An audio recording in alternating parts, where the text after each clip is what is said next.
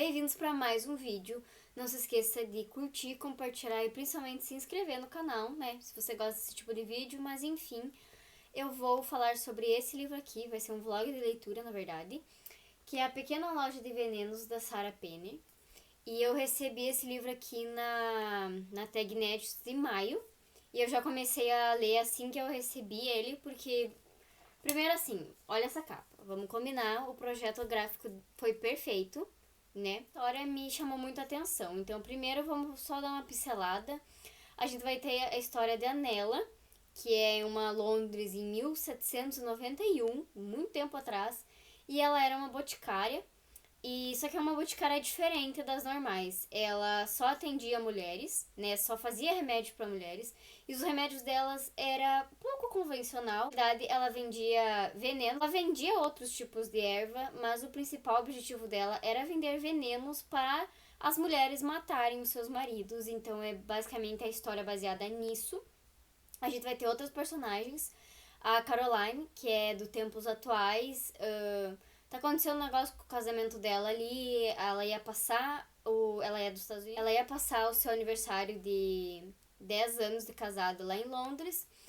E aí ela encontra esse mistério e começa a desvendar. E ela, na realidade, sempre foi uma aspirante a historiadora. Que o marido dela sempre disse que isso não ia levar a nada. E daí ela teve que pegar trabalho numa fazenda na verdade o foco foi principalmente no do marido dela lá, né, tipo, ele ganhando dinheiro e tal, e ela ficando em casa com um emprego medíocre que ela não era feliz. Basicamente isso. Mas daí agora a gente tá se desenvolvendo na história. Deixa eu olhar aqui no meu Scooby, que eu tô atualizando ele, né, bonitinho. Vamos, históricos de leitura. Eu estou em 39%. Eu li isso aqui. E eu também tô cronometrando a minha leitura. Tipo, eu já li 5 horas. Na verdade, eu ia, tipo, lendo por 24 horas de horário. Mas acabou que eu tenho outras coisas da faculdade pra fazer. Então eu só vou ler, tipo, cronometrar e ver o quanto tempo eu consigo ler nesse final de semana. Quem sabe acabar esse livro aqui. Vamos ver. Tô bastante animada, hein, pra maio. Mas enfim, até agora o que eu estou achando do livro? Eu estou achando ele... Não é demorado. Na verdade, confesso que eu achei que a leitura ia fluir um pouquinho mais, mas não tá fluindo tanto. E eu acho que algumas partes estão meio enroladas. Mas eu não sei se a autora quis fazer isso, como é que ela vai se desenrolar. Porque, assim, tem um mistério. Tem algumas coisas que a gente pode descobrir nesse mistério, mas não é, tipo, uma coisa hedionda, tipo... Ai, meu Deus, pelo menos até agora não tá parecendo uma coisa grandiosa, não. Só, tipo assim, eu espero que não aconteça algumas coisas aqui que eu vou contar depois da história.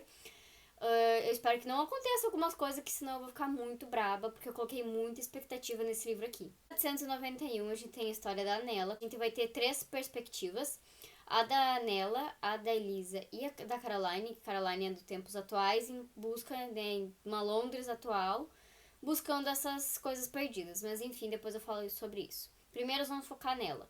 Então lá em 1791, a Nella, ela tá tocando o Boticário da mãe, mas o nível de boticário dela é diferente da mãe. A mãe tinha esse boticário e ela tratava principalmente mulheres e crianças, só que tratava coisas leves, tipo assim, vinha com problema de parto, vinha com outra coisa, a mãe dela sempre ajudava essas mulheres. Um dia a mãe dela começou a tossir, um tempo depois ficou de cama, e aí, tipo, em decorrência de uma semana a mãe dela morreu e ela perdeu tudo. Ela só tinha ela como família, porque o pai dela ela nunca conheceu, porque ele era... Não lembro se era um bancário ou alguma coisa assim, mas ele acabou seduzindo a mãe dela. Eles ficaram juntos e depois ele foi embora pro mar, assim, tipo, com um barco, e ela nunca mais viu ele. E aí era só ela e a mãe tratando aquelas pessoas. E aí acabou que a mãe dela morreu e ela teve que tocar o negócio sozinha. Ela tinha 21 anos, se eu não me engano, e ela é um mundo totalmente novo. Mas mesmo assim ela aprendeu desde pequena, em vez de brincar com as outras crianças, ela aprendeu a fazer essas pomadas e esses remédios naturais, com ervas naturais, e sabia diferenciar todos, né? Porque a mãe dela acabou ensinando tudo pra ela. Só que aí, ela conheceu o Frederick. E aí tem tudo um mistério, porque ela começa revelando aos poucos, e na minha opinião, eu não sei por que demorou tanto tempo, tipo, um mistério sem necessidade, que o Frederick apareceu na vida da Nella depois que a mãe dela morreu, um tempo depois, e ajudou ela a cuidar do boticário, tipo, a pagar as contas, a cobrar a galera, fazer tudo isso, e eles acabaram se apaixonando.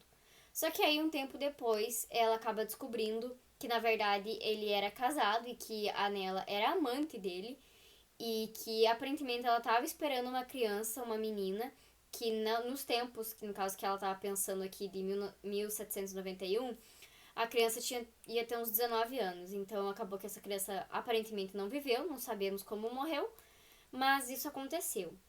E ela conta que o Frederick foi a primeira morte dela, que ele que começou tudo a história do Boticário Obscuro, digamos assim. Ela começa a registrar tudo. Ela tem um livro onde ela registra a pessoa que buscou o veneno, para quem é o nome da vítima, e que forma que ela colocou. Tipo, foi um veneno de rato num ovo, a forma que ela buscou e que erva ela buscou. Página 26, então, eu vou mostrar um pouco do esquema que ela fazia, porque o boticário, obviamente, não podia ficar à vista, então meio que tinha o boticário antigo da mãe dela, e daí ela construiu uma parede falsa e ela ficava atrás desse boticário. Só as mulheres conversavam sobre esse lugar e só as mulheres poderiam achar esse lugar. Tipo, não achar tipo aí magicamente, mas é que só ela sabia o esquema.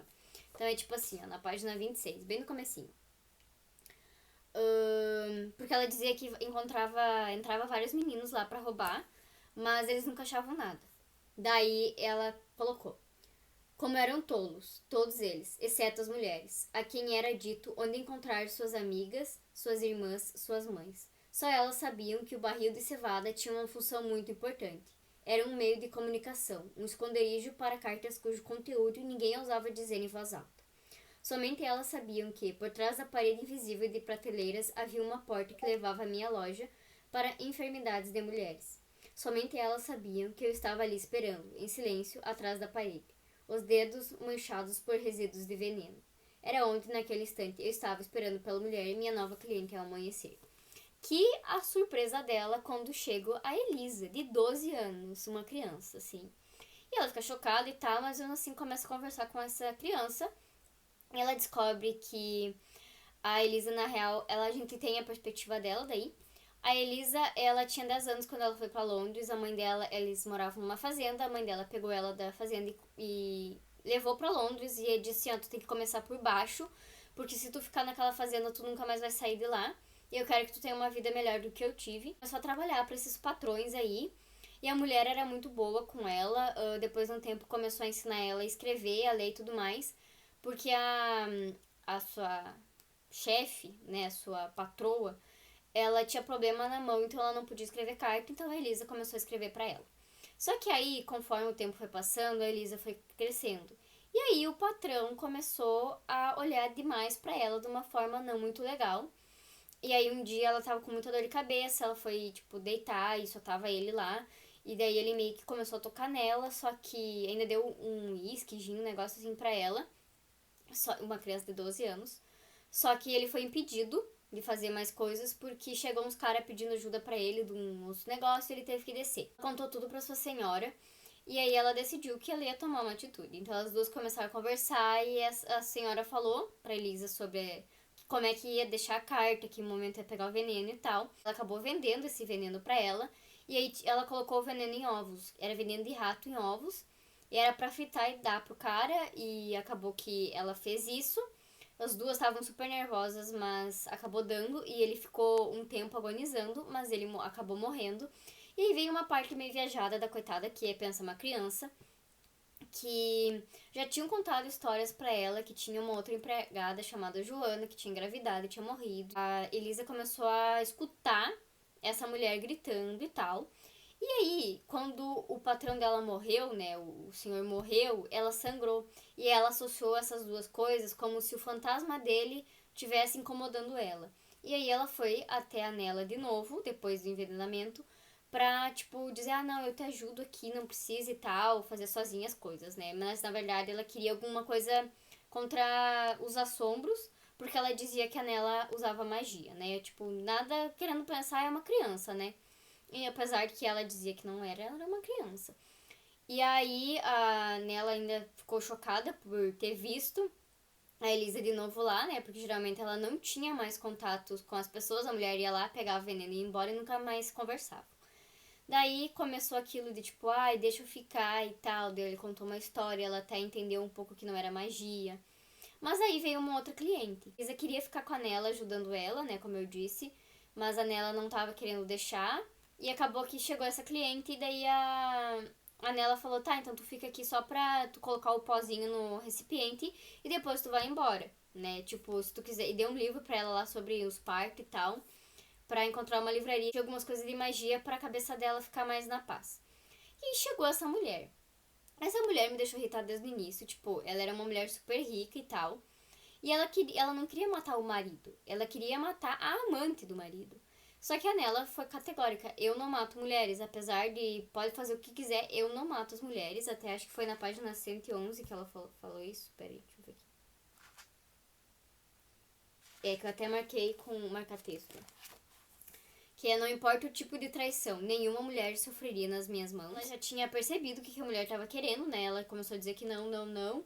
Mas a mulher começou a insistir de novo e pegou o pó, que era um pozinho que era pra despertar a luxúria nas pessoas. Acabou que ela ia pegar o frasco, tipo, roubado, daí a Nela pegou esse frasco e jogou no fogo. E essa condessa aí, essa lady, ela, na verdade chama ela de lady, né? Que ela é... O marido dela é um lord. Mas enfim, deixa eu mudar de posição que tava doendo. Aí essa mulher começou a dizer assim, não, você vai preparar esse frasco que você tem até amanhã, porque você consegue preparar até amanhã. Se você não preparar esse frasco, eu vou até as autoridades e vou falar que onde fica o seu esconderijo, eu vou dizer o que tu faz e tal. A Nela, obviamente, deve ter ficado desesperada, mas eu não cheguei nessa parte. Eu cheguei na parte que elas vão tomar alguma atitude, que é a parte da Elisa, do pensamento dela. Agora eu vou contar a história da Caroline, nos tempos atuais. Pelo que eu entendi, ela meio que fez, tipo, alguma faculdade de história e tal. Só que ela sempre gostou das histórias mais antigas, que tinham mistérios de pessoas desconhecidas. E aí ela tava nesse mundo, só que aí ela conheceu o James, que seria o marido dela atualmente. E eles tinham planos diferentes, que na verdade o quê? Ela queria ir para a Universidade de Cambridge, se eu não me engano. Só que aí ele disse que não era para ela ir, que história não era para ela, começou a falar uns negócios assim. E aí ele pediu ela em casamento. Claro, principalmente na carreira dele. Ele tava se dando bem no trabalho dele, eles se mudaram para uma casa, né, compraram uma casa, estavam lá vivendo bem. Aí, pra a Caroline não estar fazendo nada, a família dela chamou pra fazer a contabilidade da fazenda e ela acabou aceitando, só que não era aquilo que ela queria. Mas o James ficou feliz e ela ficou, tá, então beleza, vamos viver assim. E ela deixou todos aqueles livros de história, de tudo aquela coisa antiga de lado, né, e pra seguir bem o sonho dele. E aí a gente tem a parte dela se lamentando, dizendo que não era para eles passarem o 10º aniversário de casamento daquele jeito. Ela estava em Londres, ele estava nos Estados Unidos. E o que aconteceu? Que na verdade a gente não tá, começou a descobrir e tal. Também outra coisa que não entendi porque que ficaram se fazendo de linguiça pra contar. Mas basicamente o James traiu a Caroline. E aí ela descobriu, ficou bem mal, assim, ainda mais no tempo que eles estavam tentando engravidar. E aí ela começou a repensar a vida dela, tipo, eu deixei de fazer um monte de coisa, tipo, por você, sabe? Eu não segui o que eu queria. E aí ela ficou bem mal. E isso foi ela descobriu a traição um dia antes deles irem pra Londres. E aí ela ligou pra uma amiga dela e a Rose falou: "Meu, vai pra Londres e passa isso sozinha". Daí ela foi realmente pra Londres sozinha. Ela começou a visitar outros lugares, na verdade ela queria visitar uns outros lugares que ela sempre sonhou, porém era com ele, daí ela não queria passar por isso de novo. Então ela foi para um pub beber, mas antes do pub, um cara chamado Alf, ou solteiro, cara, é engraçado, depois eu vou explicar essa história. Chamou ela para fazer uma caça às relíquias. E primeiro ela achou, tipo, quem que é esse louco aí? Não, não quero. Quem é esse senhor? Não quero e tal. Depois da bebida, ela acabou pensando, não, vou ver o que que é isso. Daí elas foi. E é, tipo, uma parte do rio que é uma, tipo, a correnteza desce, aí tu consegue procurar um monte de coisa e depois vai subir de novo. Então lá eles procuravam qualquer coisa e ele era chamado assim, o solteiro, se eu não me engano, porque antigamente eles, tipo, o pedido de casamento como é que era? Ele pegava uma aliança, né? O cara pegava uma aliança e dobrava ela no meio, com um sinal de força e tal, que queria casar com a mulher. E aí, se a mulher recusasse, ela é pra pegar esse anel e jogar no rio. E aí ela encontrava muito desses anéis, por isso é a piada interna. Mas enfim, ela tava lá, primeiro descrente, e aí ela achou uma garrafa. Uma garrafa, um frasco com um entalho assim no negócio. E tava com um urso entalhado. E ela pensou, deve ser tipo. Até o cara falou, deve ser de um boticário, mas achei esquisito não ter nada de fabricante e tal. O Alf mandou ela pra a Gaynor, que trabalha na biblioteca britânica, e eu não sei falar muito bem o nome dela. É uma mulher e é filha do cara. E ela trabalha com mapas e tal, e as duas começam a conversar sobre possíveis lugares e possíveis histórias. E aí ela começa a pesquisar sobre frascos e tudo mais. E na página 22, aí ela sempre tá falando assim, porque a minha vida, eu não pensei no James hoje, porque né, ela ainda tá superando isso, só que ela tá tendo muito enjoo e ela tá com medo que ela possivelmente esteja grávida, porque eles estavam tentando engravidar e ela ficou tipo, que obra do destino, né? Mas na página 22 eu marquei aqui também que ela disse o quê? Quando eu vislumbrava uma ideia espontânea, qualquer coisa que saísse dos seus objetivos e desejos predeterminados, ele logo me trazia de volta à Terra, como suavizando os riscos, me mostrando o lado negativo. Mas agora, a um mundo de distância de James, eu me perguntava, pela primeira vez, se os sonhos que eu tinha buscado um dia não haviam passado de um problema de contabilidade para ele. Ele estava mais preocupado com o retorno de investimento e gestão de riscos do que com a minha felicidade. E o que eu sempre considerei a sensibilidade de James começou a parecer outra coisa: repressão e uma sutil manipulação, né?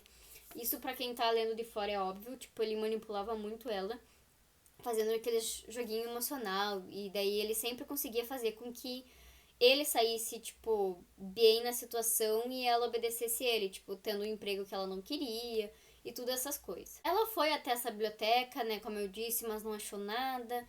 Daí ela acabou desistindo. Só que no momento de insônia que ela acordou, ela começou a pesquisar sobre frascos e tal, que essa biblioteca tinha uma biblioteca tipo digital, e ela começou a pesquisar sobre isso e ela achou um bilhete. Então na página 73 a gente tem o bilhete é datado de 22 de outubro de 1816. Para os homens, um labirinto. Eu poderia ter mostrado a eles tudo o que gostaria de ver no beco do urso. Que uma assassina não precisa levantar sua mão longa e delicada. Ela não precisa nem tocá-los enquanto eles morrem. Há outras maneiras mais inteligentes, frascos e poções. A boticária era amiga de todas nós, mulheres, a fabricante de nosso segredo. Os homens estão mortos por nossa causa. Só que não aconteceu como eu planejara. Não foi culpa dela, da boticária, nem minha.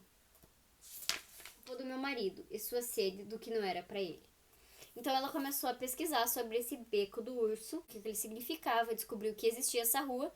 Então ela planejou, logo que saísse o sol, ela ia atrás desse beco. E ela recebeu uma mensagem do James dizendo que ele estava indo para Londres falar com ela, que ele não aguentava ficar longe dela, não sei o que ele queria resolver isso. Então ela decidiu. Era 6 e pouco, ela tomou café da manhã e saiu logo cedo para aproveitar, né, antes dele chegar. E aí ela foi nesse beco e não tinha encontrado nada, até que ela conversou com um cara e meio que, tipo, foi até um outro beco que tinha, tipo, tinha uma outra diagonal lá, tinha outro, como é que é a palavra? Uma clareira. E nessa clareira ela tava dando uma olhada, e aí no meio dos tijolos ela viu, tipo, um pedaço de madeira, que parecia com uma porta. Sério, tudo envolvendo, e ela decidiu que ela ia voltar mais tarde. Daí ela foi de novo na biblioteca falar com a Gaydor lá, e eu não sei falar o nome dela porque é meio complicado, mas enfim. E aí elas começaram a pesquisar e realmente viu que existia esse beco, e aqui tem um mapa também, caso... Aqui tem um mapa, tá? No caso, esse beco se localiza bem aqui, ó, no número 1. Tipo, o beco do urso é aqui e eu acredito que esse beco que ela está falando é esse aqui, ó. Que é bem fininho, tá vendo? Esse beco aqui que é o beco do... Eu não sei, que é um outro beco lá que, tipo, quase ninguém conhecia. Ela decidiu que ela ia pesquisar mais a fundo isso, mesmo que não existisse uma boticária, valia a pena pesquisar. Ela tá indo se encontrar com o James ali no hotel e tal, pra ver o que eles vão fazer da vida.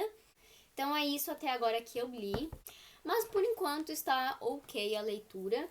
Então eu acho que eu vou me programar para ler mais um pouco. Eu não sei, na realidade eu tô começando a ficar um pouco cansada.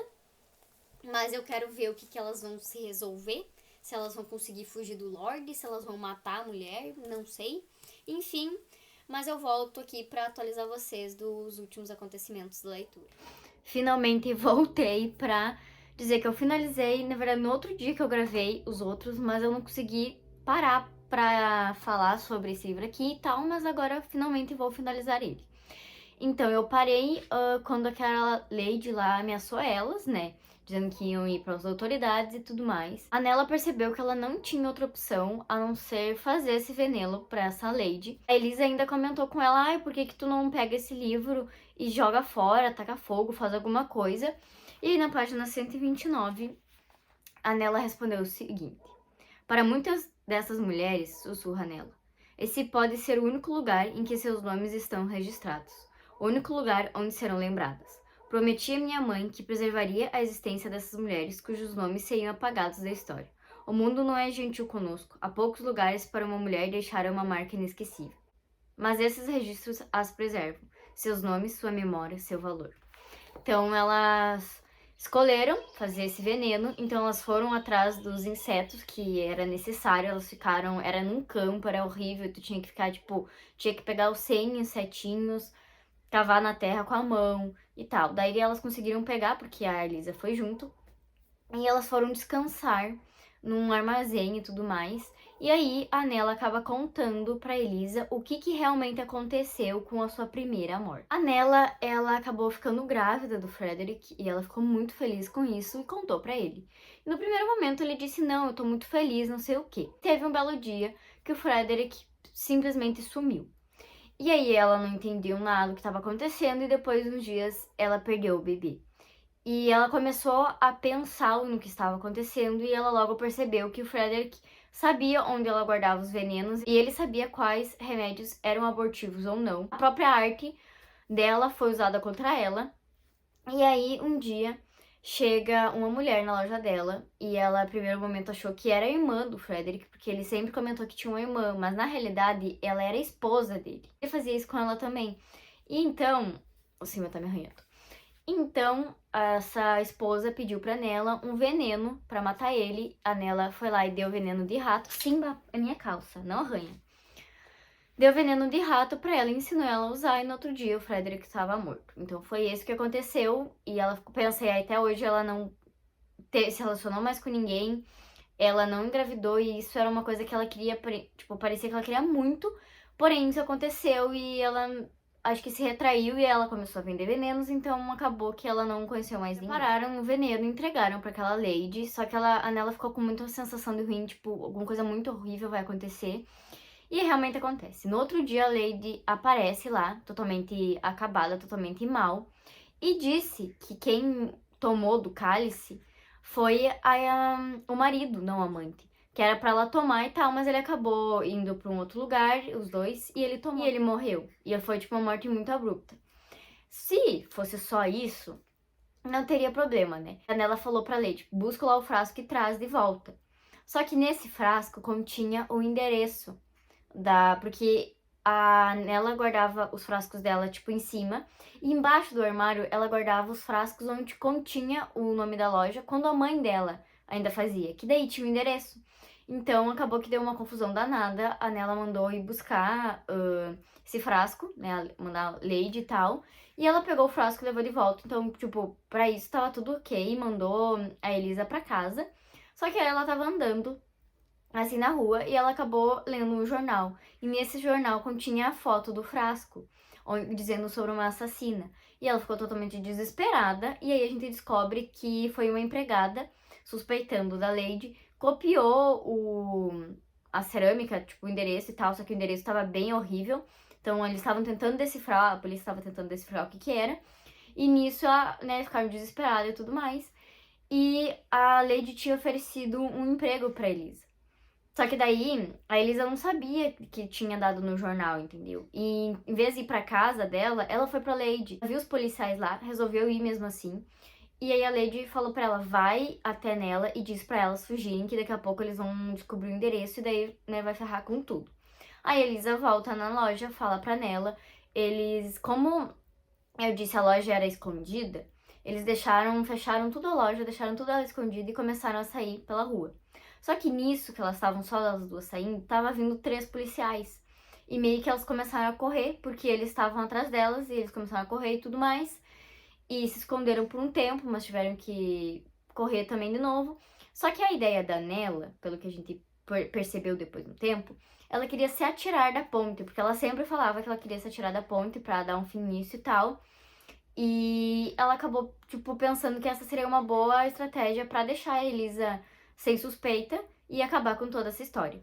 Só que um detalhe importante é que a Elisa, ela fez aquelas poçãozinha. Tipo, ela fez uma pra ela e outra pra a Nella, para as duas terem sorte, né? Ela disse que, tipo, com magia, que tudo a culpa era dela e se bebessem naquele frasco, elas iam ficar bem. Detalhe importante é que a Elisa foi nessa loja que eu disse, né?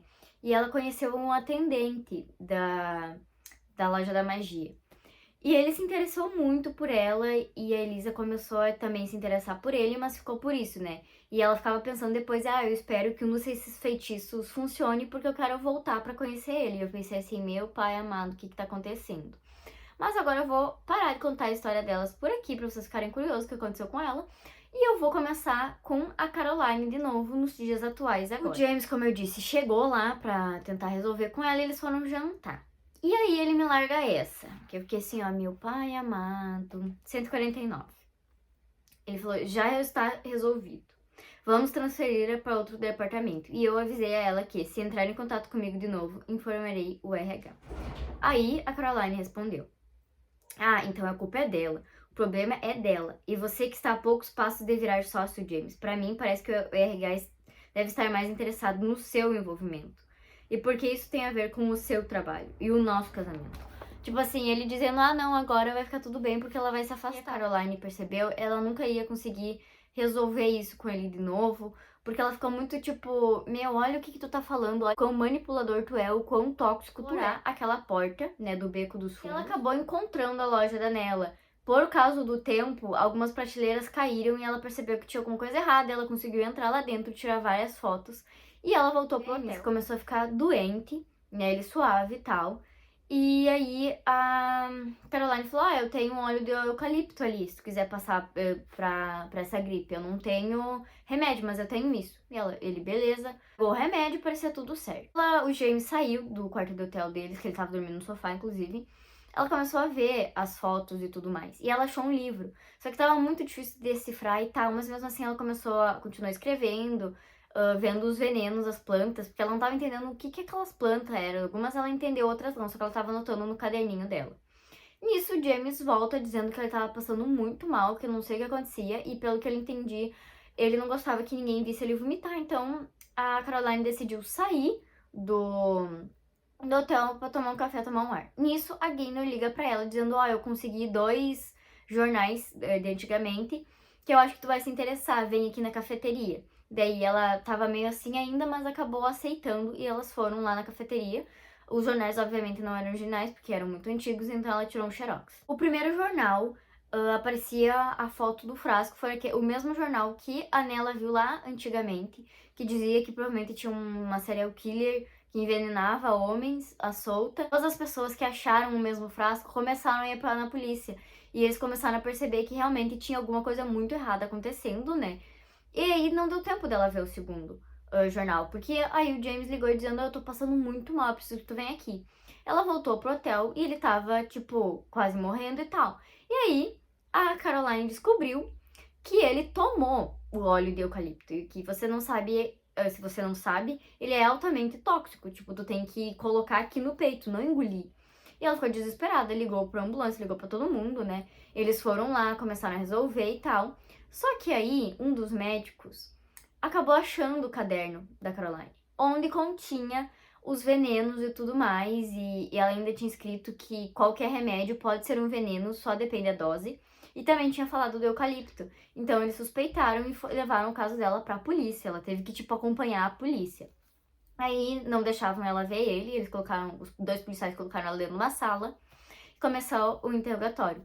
E aí ela falou, não, mas eu tô pesquisando, não sei o que, não sei o que, mas eles não queriam saber disso, eles só queriam saber que ela envenenou o marido e tudo mais, e o porquê disso, que eles sabiam que ele acabou tendo problemas ali conjugais e que eles acharam que esse era o motivo. Daí a Gaynor ligou pra ela. E bem na hora ela só pensou em chamar ela ali pra comprovar tudo.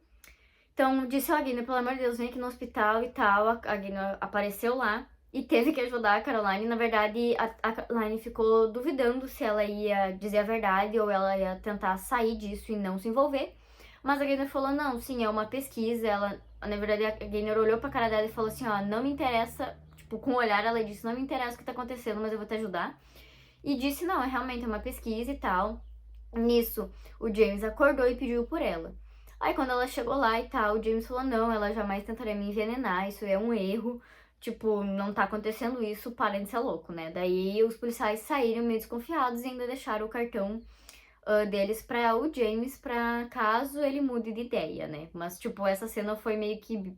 Sério, foi muito momento, assim. Se os caras não tivessem visto o caderno, eles não iam suspeitar de nada, né? Quando o James e a Caroline começaram a conversar, ela descobriu que ele tomou o óleo de eucalipto de propósito. Tipo, tinha um escrito enorme, não tomar, não ingerir. Mas ele tomou igual, numa tentativa da Caroline sentir pena dele. Tipo, essa foi a última cartada dele. Mas mesmo assim, ela disse que ela não queria ficar com ele, que ela queria o divórcio, que não tava nem aí. E ele ficou, tipo, magoado, não sei o que, mas ela tava decidida que ela ia seguir a vida dela. Ela entrou pra aquela universidade que eu disse que ela queria e começou a pesquisar sobre esses venenos. Ela queria fazer toda essa história dos venenos, a quantidade, tanto que no final tem aqui a da pesquisa dela, os óleos e tal, por exemplo, deixa eu ler aqui um acônito ou capuz de monge, para os mais devotos que pode assimilar a ira de Deus em seus momentos finais por meio de uma explosão física.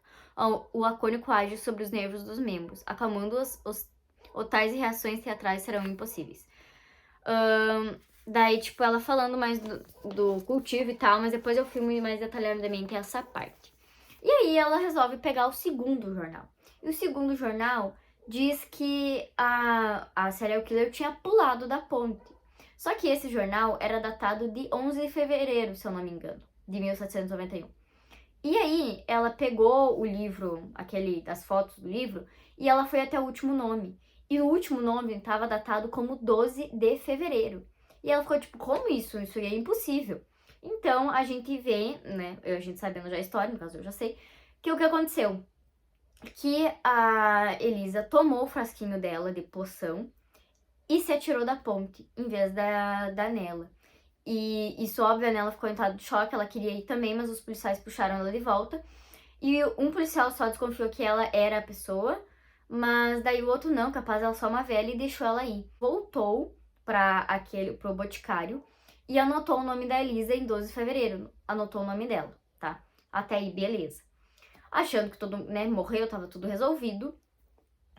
A gente tem a Caroline pensando por que tipo, não tá fazendo sentido isso, o que tá acontecendo, porque só tinha o nome da Elisa, por que não tinha o veneno e tal, porque tava escrito causa desconhecida. Então, a Nella decidiu ir até a casa da patroa da Nella pra entregar uma carta pra ela, pras mãos, que a patroa da Nella tinha um problema nas mãos, né, que eu disse que ela, tipo, tremelicava. E aí, chegando lá, ela olhou pra casa e ela achou ter visto a Nella. E aí, nisso, ela desmaiou, porque ela tava tossindo, ela tava muito mal. E aí, eu digo que o plot twist do século vem agora. Foi bem no final, foi na página 301. Escuta essa. A Caroline, ela foi até a biblioteca pesquisar o nome da Elisa Pepper. Porque ela ficou, quem é a Elisa? A gente precisa descobrir quem é essa mulher pra saber o resto da história. E aí, venha, meu pai amado. Elisa Pepper, nome de solteira Ferning, única herdeira da livraria de livros e magias do marido. Ela tinha herdado todos os bens do seu marido, Tom Pepper, incluindo a livraria de grande sucesso no lado norte da cidade. A loja continha uma enorme variedade de livros de magia e ocultismo, e os clientes vinham com regularidade de todas as partes do continente, em busca de remédios e curas para as doenças mais incomuns. Felizmente, o próprio Tom Pepper não conseguiu fazer um antídoto para seu problema de saúde, ela acabou morrendo. A Elisa, a esposa dele, foi a única cuidadora até o fim. E aí, após o evento, um pequeno grupo de repórteres entrevistou a Sra. Pepper, perguntando sobre sua intenção de continuidade com a loja. Ela garantiu a todos que a livraria permaneceria aberta. Abre aspas. Tanto Tom quanto eu devemos nossa vida à arte da magia. Eu era apenas uma criança. Era a minha primeira poção, mas arrisquei minha vida por uma amiga especial, que me incentiva e me aconselha até hoje. Talvez eu possa ocupar a minha pouca idade na época, mas não tive um segundo de medo quando o momento da morte se apresentou. De fato, achei que o pequeno frasco azul de magia estava um pouco quente em contato com a minha pele, e depois de engolir a tintura, o calor foi tão potente que as profundezas congeladas foram um alívio bem-vindo. Ou seja, a Elisa pulou da ponte, todo mundo ficou observando se ela ia aparecer ou não, ela não apareceu o corpo dela, então acharam que ela tinha morrido, mas na realidade ela viveu e ela estava na casa dela. Tipo, nela, ao chegar lá, realmente, e aí foi tipo assim, vocês viram que perceberam que ela estava viva ainda, que aconselhava até hoje. E eu fiquei assim, ó, o plot twist do século. Pra mim, esse foi o melhor livro do mundo. Eu não favoritei ele, eu não sinto que ele seja um favorito meu, mas eu dei 5 estrelas porque eu realmente gostei da história. Algumas coisas, como eu disse, foram assim, não tinha necessidade de um mistério assim. Aqui, eu espero que vocês tenham gostado. Curta, comente, compartilhe. E principalmente se inscreva, tá, galera? E era isso, e até o próximo vídeo.